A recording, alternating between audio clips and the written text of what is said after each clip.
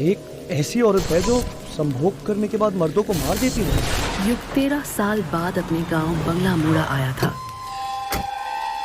जहां उसकी मुलाकात हुई एक बूढ़ी औरत से जो बता रही थी कहानी यक्षिणी की।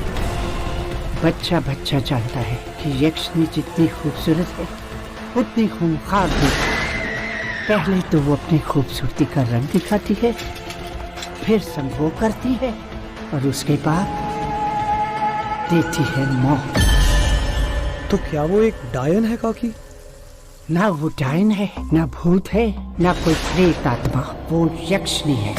कुछ सालों पहले एक कवि बाबू के साथ उसने संभोग किया था, फिर उन्हें मार दिया या खा गई। ये आज भी राज ही है। वो कवि बाबू मेरे ही पिता थे।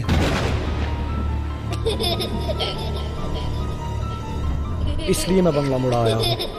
मैं उस यक्षिणी को मार डालूंगा। वो कोई इंसान नहीं जिसे मारा जाए, और वैसे भी अब वो शांत हो गई है जब से उसने तुम्हारे पिता के साथ संभोग किया है। अगर वो शांत हो गई थी तो उसने मेरे पापा को क्यों मारा? वो तो इस ग्रेवयार्ड कोठी में ही जाकर पता चलेगा, जो 13 सालों से बंद है।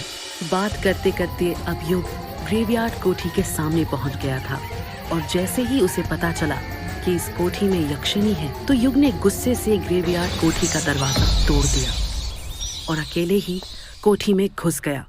तभी उसे एक आवाज सुनाई दी। कौन है? वो उस ओर भागा।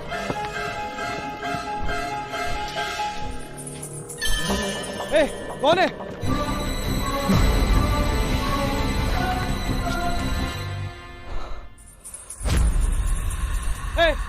रुको! तो वहाँ उसे मिली एक लहू लुहान औरत जो दर्द से तड़प रही थी। काकी, काकी, अगर आप यहाँ हैं तो मेरे साथ कौन? युग को एहसास हुआ कि कोई उसके पीछे खड़ा है।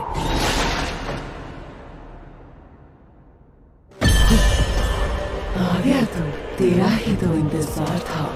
तू ही लौटाएगा मेरी शक्तियों को। आखिर कौन थी ये यक्षिणी, और क्यों वो खूबसूरत औरत बनकर मर्दों को अपने मोह जाल में फंसाती थी? क्या था यक्षिणी का राज?